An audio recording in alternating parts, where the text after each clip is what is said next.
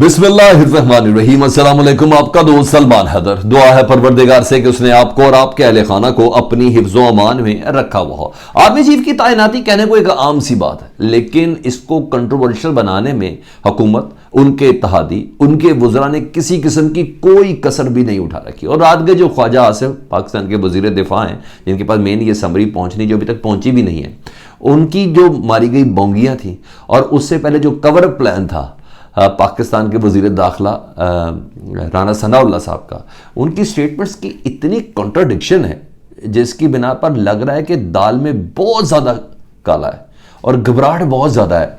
और तैनाती के हवाले से वाकई मामला पिंडी और इस्लामाबाद एक पेज के ऊपर है नहीं है और चीज़ों को काफ़ी कंट्रोवर्शियल खुद ही ये गवर्नमेंट करती जा रही है, क्योंकि अब इमरान खान साहब का कोई मामला नहीं है।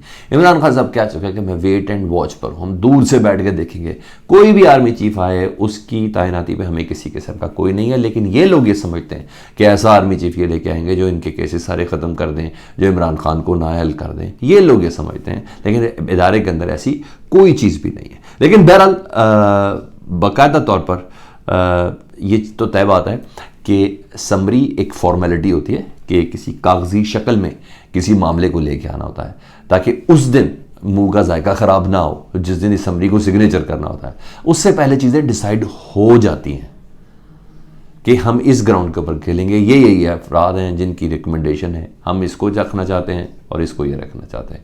इतनी सी ये बात है। यानी ये डिसाइड होना हो तो समरी कोई बड़ा मैटर नहीं है जो अभी तक स्टैब्लिशमेंट ने या जीएचक्यू ने भेजी ही नहीं।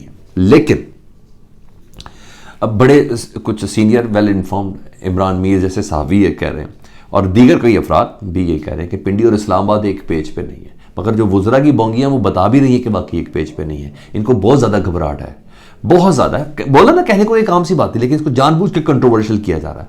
अच्छा, नून लीग बाकायदा तौर पर इसरार ये कर रही है कि इस्टेब्लिशमेंट वो एक डिसाइड करने वाला मामला है और उसमें एक पेज पे नून लीग का इसरार किसी और जनरल की तरफ है, इस्टेब्लिशमेंट का किसी और जनरल की तरफ है। ये बाकायदा तौर पर पोर्ट्रे करके खबरों को जीनत बनाया जा रहा है, स्पेशली सोशल मीडिया पर। जब उनके बैकएंड्स पे जाएंगे तो पता चलेगा दरअसल उनके हैंडलर्स आखिर चल कौन रहे हैं। राना सनाउल्लाह साहब ले लें जी, कल जियो का प्रोग्राम 8 बजे का था और उन पर वो बात कर रहे थे राना सनाउल्लाह साहब कि आर्मी चीफ की तैनाती का प्रोसेस, उन्होंने कहा राना सनाउल्लाह से कि 1 से 2 दिन में तैनाती का फैसला सामने भी आ जाएगा।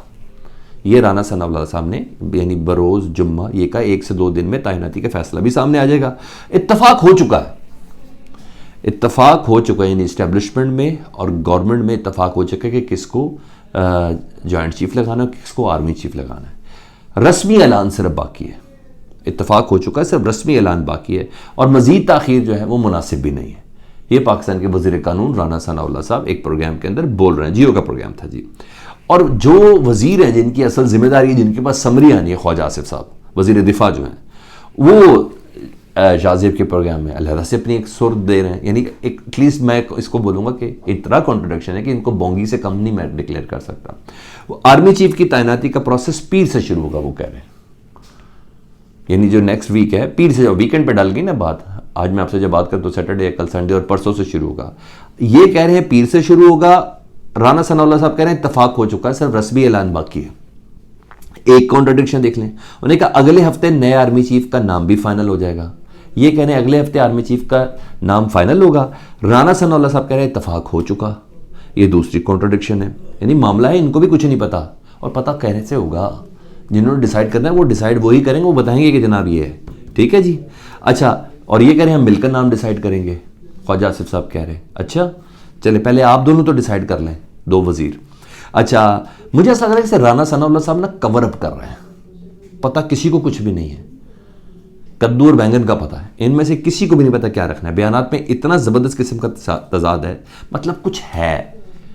ये जानबूझ के मतलब चीज़ों को कंट्रोवर्शियल करें। ऐसे ही नहीं इसहाक डार प्रेसिडेंट ऑफ पाकिस्तान से जाके मिले, जो पैगाम रसानी जो कल हुई थी, जो मैसेजिंग हुई थी, जिसको कहा गया कि जी शहबाज शरीफ का हम पैगाम लेके पहुंचे, शहबाज शरीफ से खुद क्यों नहीं मिल सकते? कोरोना है। अच्छा कोरोना है तो फिर वो मौलाना फजल रहमान से क्यों कोरोना में मिल रहे हैं? तो चीज़ें बहुत ज़्यादा गैर मामूली चल रही हैं। बहरहाल इन्होंने समरी मिलने के बाद एक प्रोसेस शुरू करना है, वो मंडे से सारी चीज़ें शुरू हो जाएंगी। लेकिन बहरहाल बहुत सी चीज़ें जिस पे अभी तक ऐसा लग रहा है कि डेडलॉक है। ऊपर से जरदारी साहब ने भी कल एक मानी खेज एक स्टेटमेंट दी। उन्हें कहा सीनियर मोस्ट, ये लोग सारे कहते हैं सीनियर मोस्ट जनरल को आर्मी चीफ लगाएंगे या जॉइंट चीफ लगाएंगे, तो उन्होंने बड़ी मानी खेज स्टेटमेंट दी। उन्होंने कहा जी तीनों जनरल बराबर हैं, तीनों ही जनरल बराबर होते हैं और तमाम के तमाम मुकम्मल अहल होते हैं। यानी कुछ है तो सीनियर मोस्ट जनरल क्यों लगाया जाता, उसकी बात क्यों कर रहे हैं? तो इसका मतलब है जरदारी साहब का कैंडिडेट कुछ और है। जो ये 3 जनरल्स के नाम कह रहे हैं तीनों बराबर के हैं, नहीं, सीनियरिटी ही मैटर कर रही है। और ये बार बार सीनियर मोस्ट नवाज शरीफ साहब कह रहे हैं, ख्वाजा आसिफ साहब कह रहे हैं,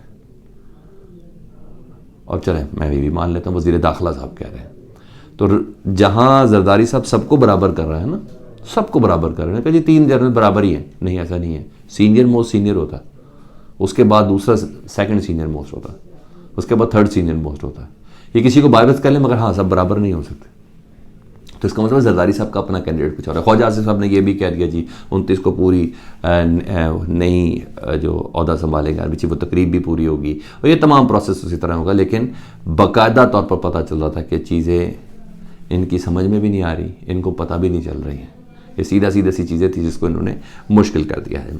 अब आज एक और ख़बर, जो इमरान खान साहब आज उन्होंने डेफिनेटली ऐलान करना हफ्ता है, और पंजाब और KPK के काफ़िले कहाँ के ठहरेंगे, इधर से रबात की तरफ ठहरेंगे तो उधर से क्या तरनोल के पास आके ठहरेंगे, क्या है मामला, वो आज उन्होंने डिसाइड करना है। पिंडी के किस पॉइंट पर जाके कि सब ने इकट्ठा होना है, और इमरान खान साहब ने ये फैसला करना है। कल वो वैसे ही कह चुके हैं, मेरे डॉक्टर्स ने आज मेरी पट्टी शट्टी खोल के चेक करना है, और उनकी इजाज़त से मशरूत है कि मैं खुद इसको लीड करूँगा या नहीं करूँगा।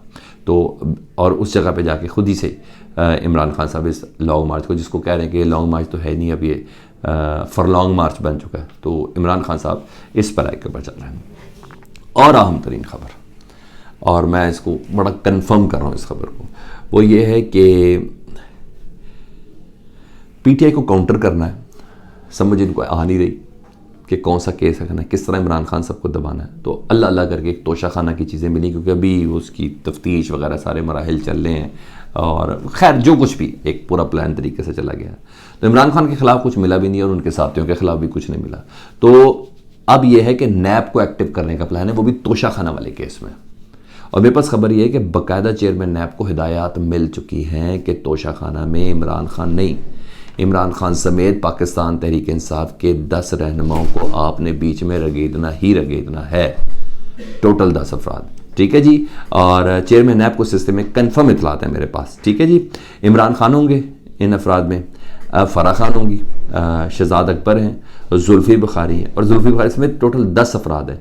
इनको पहले नोटिस जारी किए जाएंगे और मे बी पॉसिबल बीच में किसी को गिरफ़्तार भी कर लिया जाए। तो इन्होंने KP को भी, कि नैब ने ना KP हुकूमत को भी बीच में रख देना, क्योंकि इनको ऐसा लग रहा है कि नैब ये समझती है कि इमरान खान के ख़िलाफ़ कोई बड़ी कार्रवाई करना है, यानी हेलीकॉप्टर केस वगैरह कोई कार्रवाई करने में ना KP की हुकूमत जो है ना वो बहुत बड़ी रुकावट है। तो मे बी पॉसिबल ये उस सिलसिले में करे। तो चेयरमैन नैब को इस सिलसिले में बाकायदा हिदायत दे दी गई है। आखिरी और अहम तरीन खबर ये है, चेयरमैन सेनेट जिनका जाना ठहर चुका है, डिसाइड हो चुका है जी। और क्योंकि इनको लाने में PTI के ज़रिए आई थी, और इनको सपोर्ट भी PTI ने किया था, इनको वोट भी PTI ने किया था, और इमरान खान के कैंडिडेट थे। हुकूमत बदली तो चेयरमैन ऐप सादिक सिंजरानी साहब, चेयरमैन सेनेट सादिक सिंजरानी साहब ने अपनी नज़रें भी बदल ली। जब नज़रें बदलनी तो फिर क्या हुआ, PTI के कारकुन गिरफ्तार हुए, आज़म सवाती गिरफ्तार हुए, इन्होंने कोई प्रोडक्शन ऑर्डर ही जारी नहीं किए उनके गिरफ्तारी के बाद। ऐसी कई चीज़ें थी उनकी, कई चीज़ें थी। अक्सरियत है PTI की सेनेट में।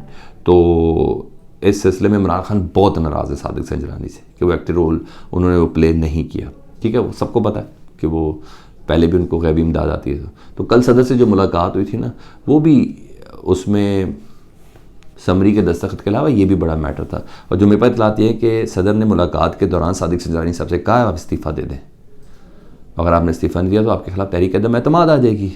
तो सादिक सिंजरानी साहब ने इनकार कर दिया, उन्होंने कहा ठीक है जी आप तहरीक अदम एतमाद कर दें। वो भी समझ लोगे ना पहले की तरह, जिन्होंने पहले साथ दिया था शायद इस बार भी साथ दें। अगर साथ दे देंगे तो फिर इमरान खान साहब हाँ जी हाथ उठा देंगे, बता देंगे कि क्या चीज़ है। तो बहरहाल मुश्किल होगा। तो चेयरमैन सेनेट का जाना ठहर चुका है। ये रात की तमाम खबरें थी और इस पर आज के दिन का आगाज़ है। अपना बहुत ज़्यादा ख्याल रखिएगा। अल्लाहुम्मा सल्ली अला मुहम्मदिन व आले मुहम्मद।